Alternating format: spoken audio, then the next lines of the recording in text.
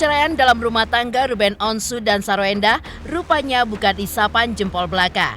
Pasalnya, berdasarkan keterangan pihak Pengadilan Negeri Jakarta Selatan kemarin, Ruben Onsu pun telah melayangkan gugatan cerai atas Sarwenda ke Pengadilan Negeri Jakarta Selatan secara online 2 hari lalu pada tanggal 11 Juni 2024. Sebelumnya, di awal bulan Mei 2024, sempat muncul isu bahwa Sarwenda telah melayangkan gugatan cerai terhadap Ruben.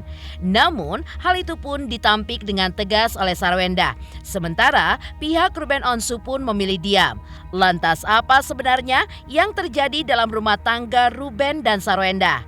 Apa pula alasan Ruben Onsu menggugat cerai Sarwenda? Benarkah dalam gugatannya, Ruben Onsu pun tidak menyertakan materi gugatan terkait hak asuh anak dan juga harta gonogini terhadap Sarwenda? Pemirsa, bersama Intens Investigasi, kami hadirkan kabar terkini, terpercaya, dan teraktual. Tetapi sebelumnya, jangan lupa untuk like, subscribe, dan juga share channel YouTube ini.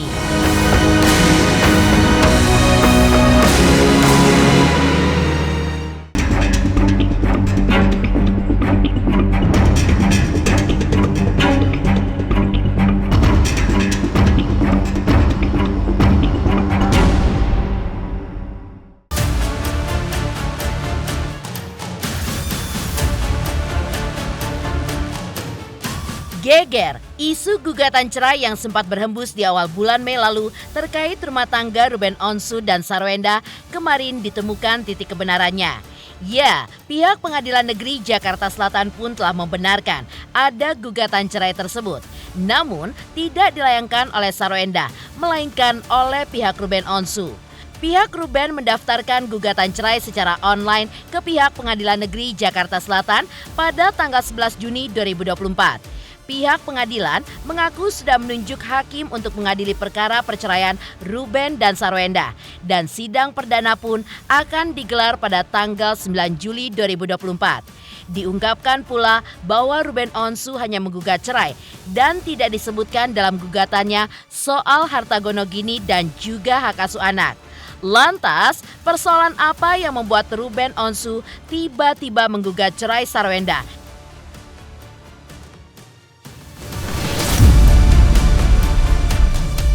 Jadi berdasarkan SIPP kita, memang benar ada gugatan perceraian yang diajukan oleh RSO, ya bukan S, terhadap istrinya dengan inisial S.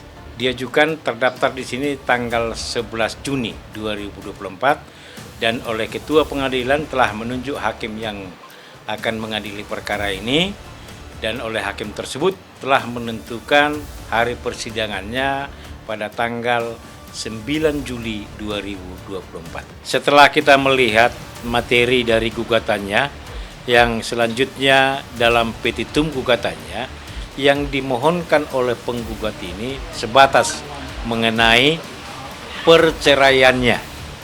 Tidak disebutkan di situ menyangkut masalah harta gonogini, menyangkut masalah hak asuh terhadap anaknya.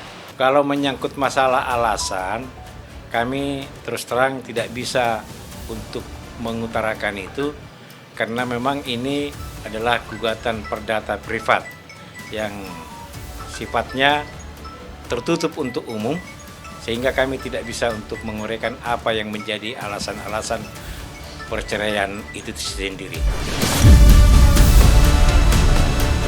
Ruben Onsu yang sebelumnya ditemui awak media dan menanyakan kebenaran kabar tersebut tampak memilih untuk no comment. Di sisi lain, pasca Ruben melayangkan gugatan cerai terhadap Sarwenda, tim Intens Investigasi berusaha melihat dari dekat kondisi terkini rumah yang ditempati Sarwenda dan anak-anaknya di Bilangan, Jakarta Selatan.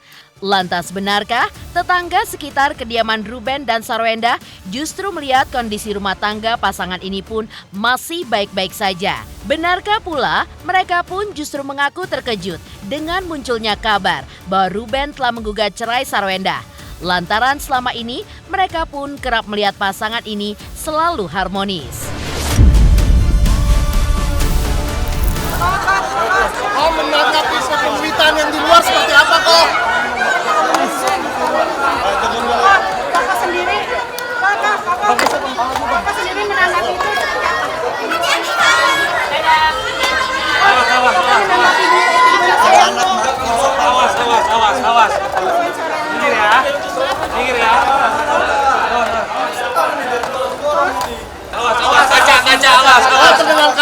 bisa rumah ya. Saya minggir ya. Minggir ya. Oh, makasih ya, Kak.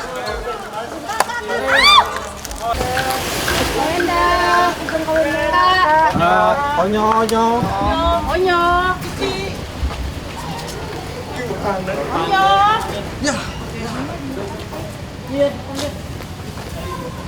Iya, tetangga baik, enggak sombong. Kalau Sarwendanya nggak tahu kalau saya. Kalau Ruben 2 kali kalau nggak salah kesini waktu masih bangun. Itu iya masih bangun itu. Nggak ada mas, nggak ada. Malah nggak tahu saya itu mas. Ya kaget kalau gitu. Kan tetangga baik. Kalau berdua saya nggak lihat. Kalau sendiri waktu itu Sarwenda sendiri. Waktu ada siapa ya? Anaknya itu loh. Oh, Petra. Ah iya. Kurang tahu ya, soalnya kan dia belum tinggal di sini. Iya, ada kalau bolak-balik, cuma kan dia belum tinggal di sini. Jadi kita nggak tahu ya kesehariannya kayak gimana gitu. Ya dibilang kaget sih, nggak kaget juga kan, kita sempat denger ya. Cuman kalau masalah iya atau enggaknya kan kita nggak tahu ya. Itu kan urusan mereka ya. Ya sayang banget, kan kelihatannya harmonis banget ya. Maksudnya tuh jangan sampai lah kalau bisa gitu. Tak hanya tetangga, publik pun juga terkejut dengan berita Ruben Onsu telah menggugat cerai Sarwenda ke Pengadilan Negeri Jakarta Selatan. Sebab sebelumnya, heboh isu Sarwenda menggugat cerai Ruben sempat dibantah dengan tegas oleh Sarwenda dan menyebutkan jika isu tersebut tidaklah benar. Bahkan, Sarwenda merasa serba salah dan kasihan kepada anak-anaknya, hingga ia pun menumpahkan kesedihannya lantaran ia sedang berjuang untuk mendidik dan juga mengasuh anak-anaknya. Nggak ada, aku nggak ada gugatan apapun. Jadi nonton media nggak usah sampai nungguin di rumah, itu satu. Dan yang kedua, jadi aku tuh serba salah, aku tuh sedih banget soalnya beneran. Bentar-bentar bentar dibilangnya nanti aku kenapa-napa sama anak aku. Terus nanti dibilangnya aku ngapain lagi. Ntar dibilangnya aku gugat lagi. Jadi semuanya aku serba salah. Jadi kalian tolong juga. Karena aku juga seorang ibu ya. Jadi kasihan anak-anak aku tuh udah bisa baca. Jadi mereka udah bisa baca berita-berita yang ada gitu. Jadi aku juga kerja dari pagi sampai malam buat mereka. Aku berusaha selalu ada buat mereka. Jadi tapi kan anak-anak nggak bisa aku pantau terus 24 jam apa yang mereka lihat. Jadi tolong jangan dibuat tambah pusing lagi beritanya gitu. Jadi ya nggak ada apapun, gugatan dari aku nggak ada. Jadi kalau misalnya ada yang bilang ada, tolong tanya ke mereka. Nanti tolong ditanya aja ke mereka. Aku tuh orang awam banget mbak, maaf. Jadi aku nggak tahu. Kaget, sedih sebenarnya, sedih banget. Masalahnya kayak aku difitnah berkali-kali terus-terusan gitu. Sebelum heboh isu Sarwenda menggugat cerai Ruben Onsu, Sarwenda pun sempat terlihat masih mencurahkan perhatian ekstra kepada Ruben. Hal itu pun terjadi ketika Ruben Onsu sempat jatuh pingsan usai mengisi acara di Majalengka, Jawa Barat, dan sempat dilarikan ke rumah sakit terdekat akibat mengalami kelelahan dan juga dehidrasi hebat. Ketika Ruben dipindahkan ke salah satu rumah sakit di Jakarta, terlihat Sarwenda bersama kedua putrinya menjenguk untuk melihat kondisi Ruben Onsu.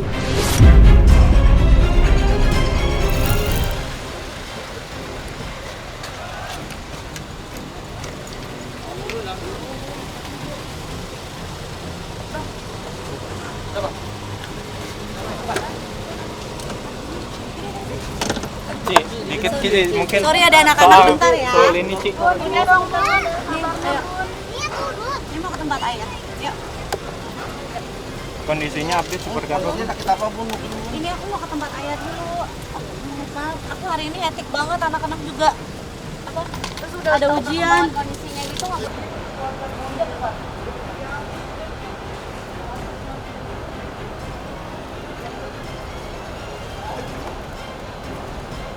tadi keadaannya sih udah tanya ayah dehidrasi kan ya, dehidrasi, kecapean gitu, terus udah kayak gitu apa gitu tadi bisa main.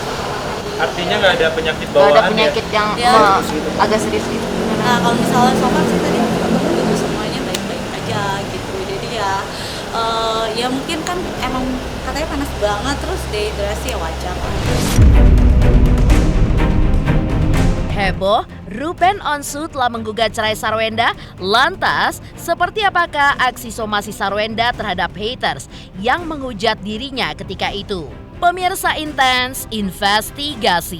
Jangan lupa saksikan terus Intens Investigasi. Dan pastikan jangan lupa untuk like, subscribe, share, dan komen. Tim redaksi Intens Investigasi juga mengucapkan banyak terima kasih kepada semua subscribers hingga kanal Intens Investigasi kini sudah mencapai 3 juta subscribers.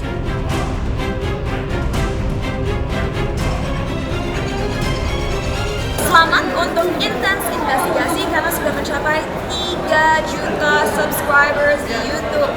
Sukses selalu and all the best.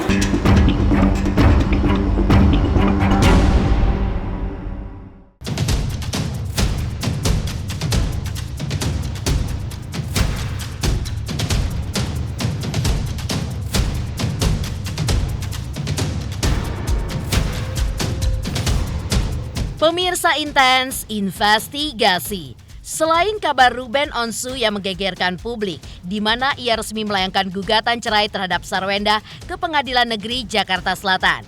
Sebelumnya, tak kalah geger, aksi Sarwenda yang sempat membuat somasi terbuka kepada beberapa akun haters yang telah menebarkan fitnah atas dirinya dan juga anaknya Veteran. Meluapnya rasa geram Sarwenda ketika itu pun memuncak dengan aksinya yang akan memproses hukum para haters jika tidak meladeni somasi yang dilayangkannya. Tak hanya itu, Sarwenda bersama tim kuasa hukumnya pun juga mengaku sudah mengantongi beberapa bukti terkait fitnah dari haters terhadap keluarganya.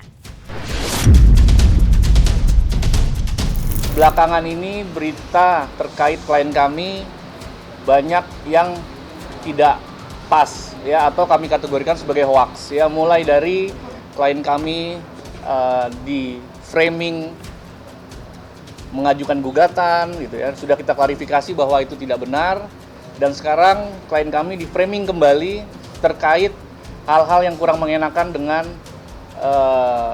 anaknya ya. Jadi 100% itu adalah framing orang yang tidak bertanggung jawab ya. Jadi klien kami sudah gerah dan sudah tidak lagi bisa berdiam diri karena berita seperti ini pas kita lihat sudah kurang lebih tahunan ya, hampir 1 tahun. Tapi klien kami ini tidak pernah mau mengurusi hal-hal seperti itu sebenarnya. Tetapi karena sudah terus ada, klien kami dengan arahan kami, kita akan mengajukan hari ini adalah somasi terbuka. Kenapa somasi terbuka? Karena yang melakukan komen, yang melakukan framing itu sudah banyak. Ya, kalau hanya 1-2 orang mungkin kami hanya melakukan 1 somasi, tapi karena ini sudah dilakukan oleh framing dilakukan oleh banyak orang dan komentarnya sudah banyak, itu sudah sangat mengganggu dan kami lakukan somasi terbuka. Oke, somasi terbuka. Bertindak untuk dan atas nama klien kami Sarwenda. Dengan ini kami menyampaikan somasi terbuka sebagai tindak lanjut atas dugaan adanya informasi atau informasi elektronik yang menyerang kehormatan atau merusak nama baik dan harga diri klien kami, berupa gambaran atau tulisan yang dituduhkan atau fitnah kepada klien kami dengan maksud diketahui umum dan merugikan klien kami, yang diduga dilakukan oleh pemilik akun TikTok, diantaranya Cancer @andai05065, Sukabakso, _aya04, Jaya Mulia @kobil, dan fullcheckbio @full.check.bio, dan yang terakhir J2_P J2_APS. Maka berdasarkan hal-hal tersebut di atas, kami menghimbau kepada pemilik akun TikTok tersebut di atas hal-hal sebagai berikut. Yang pertama, menyampaikan permohonan maaf kepada klien kami secara terbuka dalam waktu 3 kali 24 jam sejak somasi terbuka ini disampaikan. Yang kedua, menghapus tulisan dan atau gambar atau foto dan atau video yang berisi tuduhan atau fitnah yang menyerang kehormatan atau merusak nama baik dan harga diri klien kami. Dan apabila belum ada realisasi sampai batas waktu sebagaimana disebutkan di atas, maka klien kami akan menggunakan hak sebagai warga negara untuk mengambil langkah hukum dengan mengajukan laporan pidana melalui Kepolisian Negara Republik Indonesia dan atau pengajuan gugatan perdata. Somasi yang dilakukan oleh pihak Sarwenda pun membuat haters itu pun tampak kelimpungan hingga muncul ke hadapan publik dan membuat video klarifikasi serta permintaan maaf sesuai tuntutan pihak Sarwenda.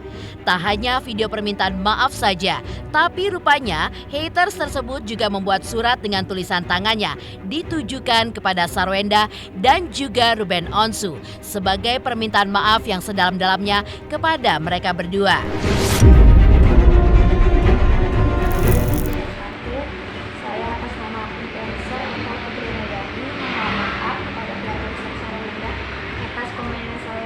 Di waktu itu yang bikin gaduh di sosial media.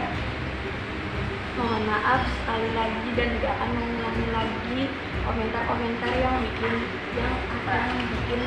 isu-isu sara. Mohon maaf ya, mohon maaf sekali lagi. Ini saya membuat surat pernyataan mohon maaf kepada semuanya dan keluarga Sarwenda dan Ruben Onsu. Terima kasih. Wassalamualaikum warahmatullahi wabarakatuh. Dengan kayak gini saya mau mengklarifikasi semuanya. Apa yang diomongin orang itu ya fitnah gitu. Jadi saya harus bertindak tegas dan supaya kedepannya nanti tidak mengganggu anak-anak saya. Bukan cuma saya, tapi anak-anak saya. Dan saya nggak mau misalnya ada oknum-oknum yang sengaja memfitnah saya, yang sengaja menyudutkan saya, tidak bertanggung jawab, komen atau mungkin yang mereka membuat opini-opini supaya orang lain juga berpikir seperti mereka, padahal itu sebenarnya semuanya fitnah. Jadi setelah diskusi panjang dengan kuasa hukum saya, karena ini masalah sudah bergulir lama sekali dan akhirnya saya memberanikan diri untuk mengambil tindakan tegas. Kenapa harus tegas? Karena berita ini sudah berlarut terlalu lama banget dan sudah sangat mengganggu saya dan mengganggu anak-anak saya juga. Karena posisinya saya juga harus menjaga mental anak-anak saya. Pemirsa Intens Investigasi, jangan lupa saksikan terus Intens Investigasi. Dan pastikan jangan lupa untuk like, subscribe, share, dan komen. Tim redaksi Intens Investigasi juga mengucapkan banyak terima kasih kepada semua subscribers hingga kanal Intens Investigasi kini sudah mencapai 3 juta subscribers.